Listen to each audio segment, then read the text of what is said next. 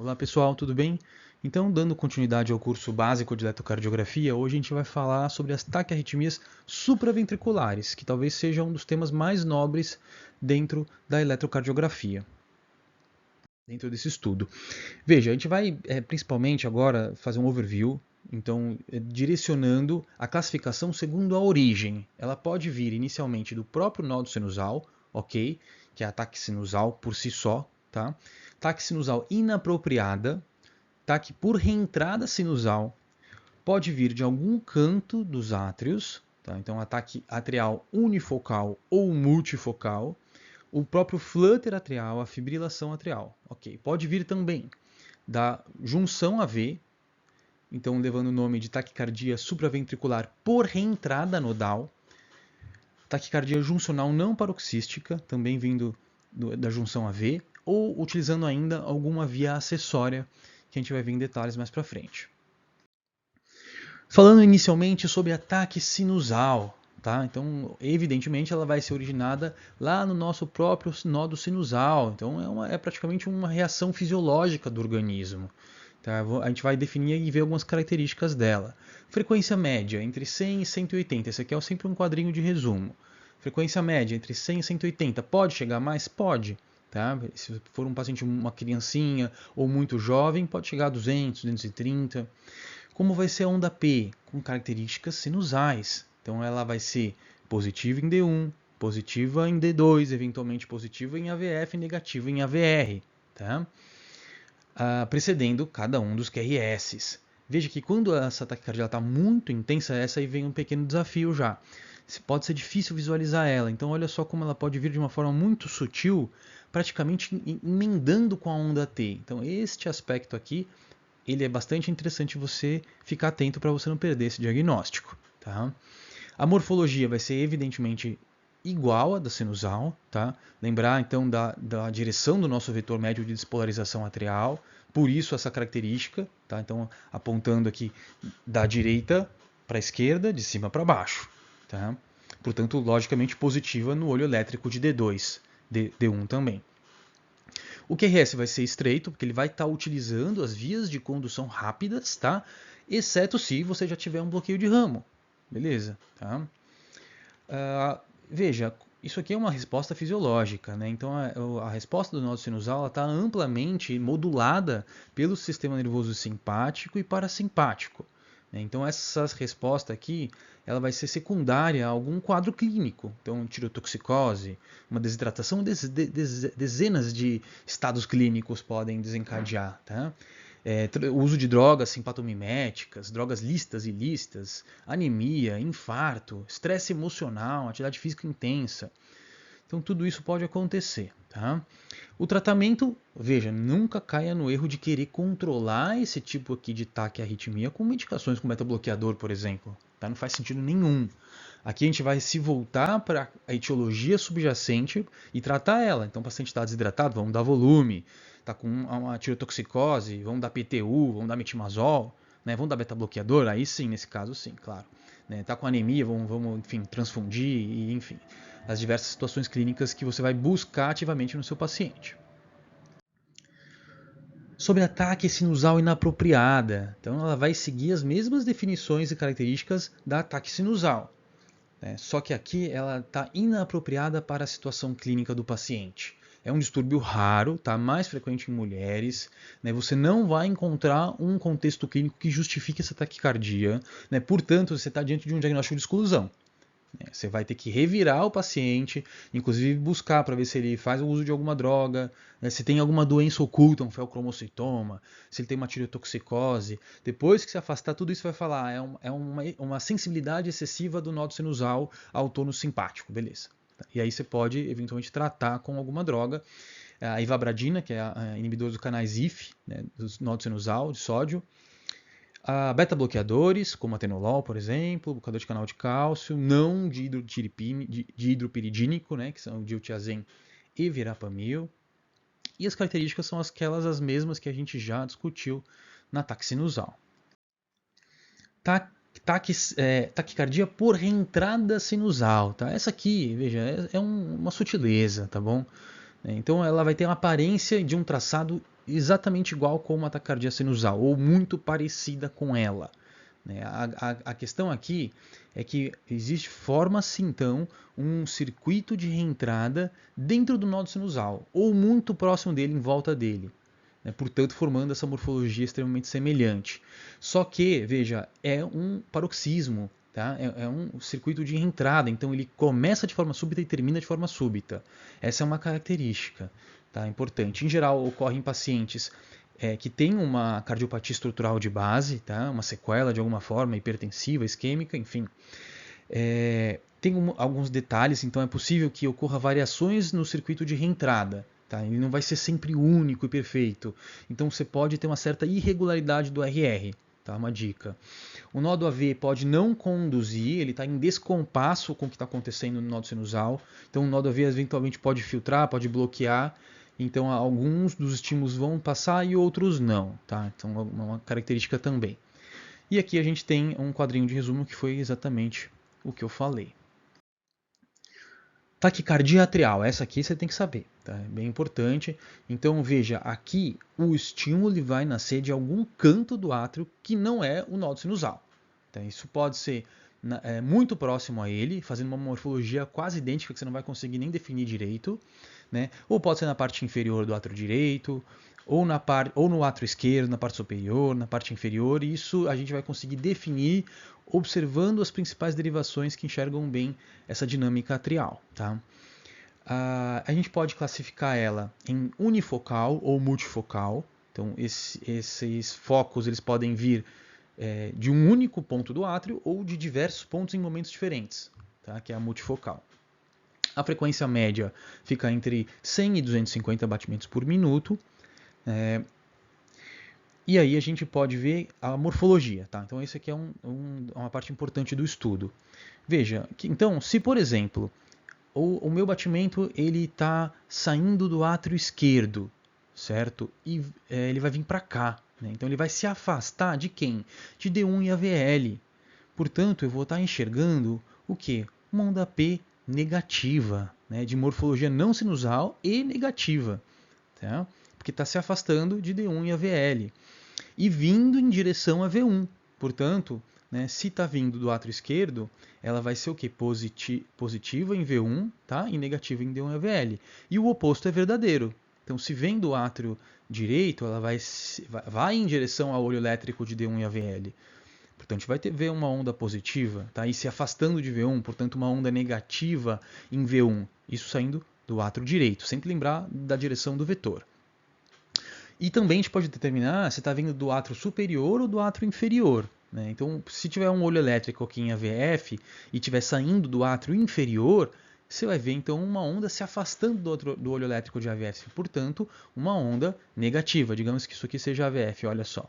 Está negativo. Então, está indo de baixo para cima. Né? E o contrário também é verdadeiro.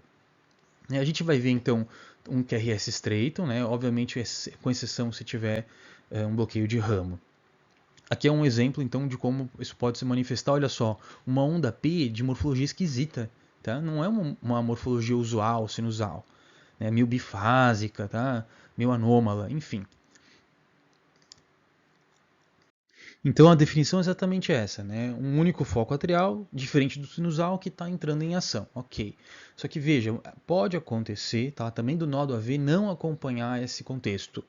Então, de hiperativação, então a condução ela pode ser 1 para 1? Pode, mas também pode ser 2 para 1, 3 para 1. Então, nem sempre o nódo AV ele vai conduzir para os ventrículos todos os estímulos que ele está recebendo. Tá? Isso pode causar, de repente, um RR também irregular. Tá? Existe uma clássica situação onde você tem maior estímulo atrial e redução da capacidade aumento da capacidade de filtro do nódo AV, portanto redução da capacidade de condução, que é a intoxicação por digital. Tá? Aumenta a quantidade de cálcio no intracelular, isso ocorre de forma meio heterogênea nas diversas regiões do miocárdio, então em geral inibe o nódo AV, né, e hiperestimula o átrio, portanto favorecendo automatismos, favorecendo taquicardia atrial e inibição do nódo AV. Então a gente vê essa situação onde ocorre um bloqueio 2 para 1, 3 para 1 em relação à atividade atrial. A gente pode classificar a unifocal em atrial reentrante e atrial automática. Tá? Reentrante é porque tem um mecanismo de reentrada. Essa é a mais comum. Tá? Então, atrial unifocal reentrante é a mais comum. E ocorre classicamente de forma paroxística. Tá? Então, início súbito e término súbito. E, em geral, é um paciente que tem alguma doença estrutural, que a gente sabe que é necessário, muitas vezes, aquele circuito esteja formado com bloqueio unidirecional, etc. e tal. E a automática, né? Aqui o mecanismo é outro, tá? É menos comum, então existe um automatismo anormal. E, em geral, está relacionado a algum distúrbio tóxico-metabólico infeccioso e também ao uso de digital. E aí ela tem uma característica diferente, tá? Por ser tem esse automatismo anormal, ela começa e vai aumentando a frequência. Tum, tum, tum, tum, tum, tum, tum, tum, tum, tum, tum, tum, alcança um platô, se mantém nele e depois reduz progressivamente. Tá? Então no começo você vê até um RR acelerando, assim. Né? Então eles chamam de aquecimento. Assim. Ela aquece, aquece, aquece, chega no platô e depois relaxa. Aqui é só uma fotinho da dedaleira, né? Que é a planta que origina o digital, tá? O digoxina. Né, os dois possíveis tipos de mecanismo, por reentrada e automatismo anormal. Vê aqui que o RR ele pode ser um pouco irregular, tá? Então nem sempre vai conduzir bonitinho. E aqui um resuminho só do quadro que eu sempre coloco para vocês. Taque atrial multifocal. Essa é interessante ter na manga, assim, saber que existe, sabe? É bastante interessante. Então, a definição dela exige 3 ou mais morfologias de onda P numa mesma derivação. Tá? Então, olha só que interessante aqui. A gente vai ter uma derivação, tá? Uma morfologia de onda P, depois outra completamente diferente, tá? Outra e outra. Pronto, já tem 4 aqui diferentes morfologias de onda P. Então, por definição, a gente está diante de uma taque atrial multifocal. Então, o que acontece aqui? São múltiplos sítios, tá, em diferentes pontos do átrio, seja direito, esquerdo, seja embaixo ou em cima. Você vê que aqui até inverte a polaridade. Então, uma saiu de baixo, outra saiu de cima. E que vão migrando. Né? Tem até então esse nome que eles dão de ritmo de marcapasso migratório. Então, se a frequência cardíaca estiver normal, entre 60 e 6, você chama de ritmo de marcapasso migratório. Ou, que em geral a gente usa mais, ritmo atrial multifocal. Ponto. Se estiver acima de 100, taque atrial multifocal. Se estiver abaixo de 60, é bradicardia atrial multifocal. Pode ser que algum dos QRS fique aberrante, tá? Isso é devido à aberrância, ela pode ser devido àquela questão de encontrar um dos feixes de repente em um período refratário, tá? E é um tipo de situação onde você tem que sempre pensar assim, olha, eu encontrei uma taquicardia supraventricular, ou seja, de QRS estreito, com RR irregular. Quase sempre vai ser FA, ou flutter, ou taque atrial multifocal. Esses 3 diferenciais assim, é essencial, porque é o grosso que você vai encontrar. De longe, FA, depois flutter, de condução a V variável, que a gente vai ver, e a atrial multifocal. Existe uma clássica associação com o DPOC descompensado. Isso você também tem que ter em mente. Né? Aqui é o quadrinho de resumo.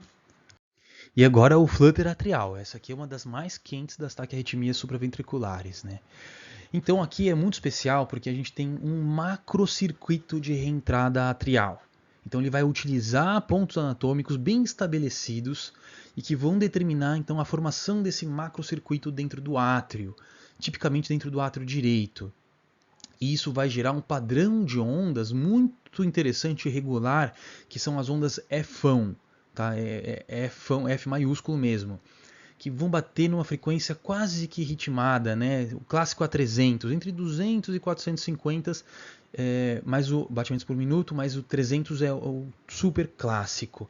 Então o flutter típico, ou também chamado de comum, ele vai fazer esse macrocircuito de reentrada dentro do átrio direito a essa frequência de 300, né, num sentido anti-horário. Tá? Então ele vai fazer exatamente aqui, ativando os átrios de baixo para cima, de baixo para cima. Tá? Portanto, por exemplo, nos olhos elétricos inferiores, D2, D3 e AVF, a gente vai ter o quê? Um vetor se afastando. Então uma onda negativa. Certo? Então aqui, exatamente assim que a gente vai ver nas inferiores essa onda em serrote, né, um aspecto de serrote, portanto ondinhas negativas, porque está ativando o átrio no sentido anti-horário, de baixo para cima.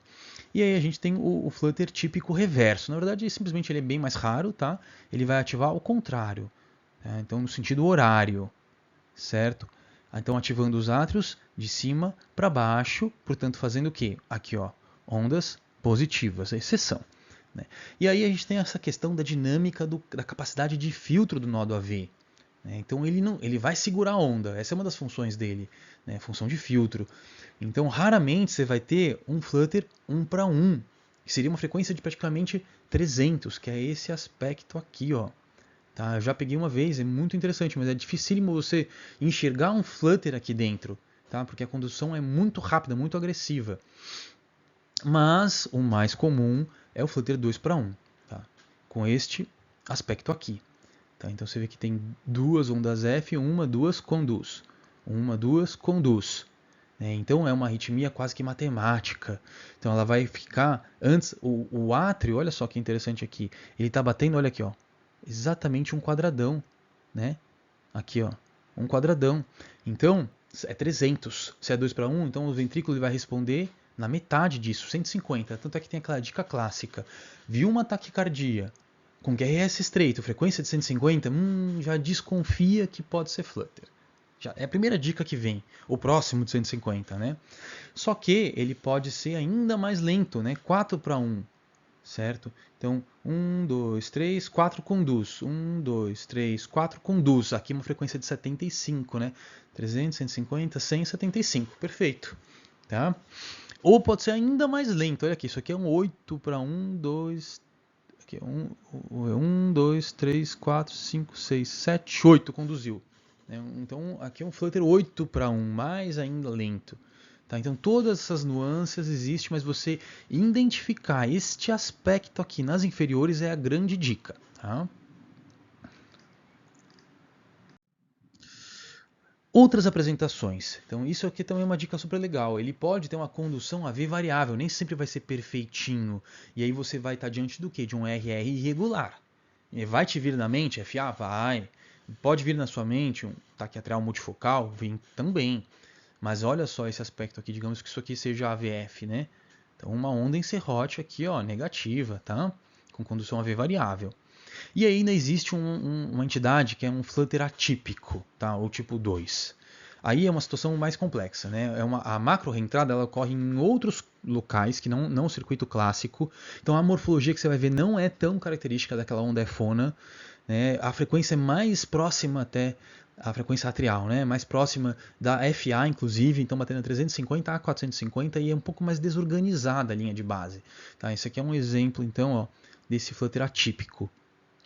E aí eu já trago para vocês um conceito também que observar V1 é super importante. Para qualquer flutter, né? Ele vem com esse, em geral, ondas positivas, tá? Vem com esse aspectozinho, esse desenhinho aqui, ó. Ele é muito característico, é uma dica. Então V1 é super precioso também para você rapidamente identificar um flutter. E aqui está o quadrinho de resumo para vocês. Alguns conceitos práticos do Flutter. Né? Então, veja, você está diante de uma taquicardia de difícil caracterização e o paciente está estável, né? Então você pode fazer adenosina até mesmo como terapia, eventualmente, mas como uma ferramenta diagnóstica. Tá? Então olha só um exemplo interessante. Você está aqui diante de uma taquiarritmia difícil. Tá? Você está na dúvida, isso aqui que será aqui? Jogou adenosina, né, com a técnica adequada, etc. Depois a gente conversa sobre isso. E aí, de repente, você inibiu o nó do AV completamente e ficou só o átrio sozinho fazendo a sua atividade. Então você consegue enxergar com precisão o que está rolando no átrio durante um curto período de tempo. O ideal é você fazer até eventualmente no carrinho de parada, aqueles que têm a fita de eletro, que você põe para rodar na hora que começa a fazer o efeito da adenosina. Né? Levou o membro, deu uns segundos, começa a fazer efeito, você aperta para rodar a fita e aí você consegue flagrar e até estudar e deixar bem documentado a arritmia de base do paciente. O flutter é mais comum em homens, tá? Em geral, na grande maioria tem alguma doença, uma cardiopatia estrutural de base. Né? O tratamento definitivo é a ablação, então o eletrofisiologista ele vai lá e consegue fazer uma ablação muito tranquila, assim, até porque o circuito ele é bem delimitado. né? Se tiver instabilidade, cardioversão elétrica, né? E com baixas cargas. Essa é uma dica super legal, né? Então o Flutter é um cara que consegue fazer uma reversão com 50 joules, né? Muito pouco, 50 depois passa para 100. Mas em geral muito pouquinho você já reverte.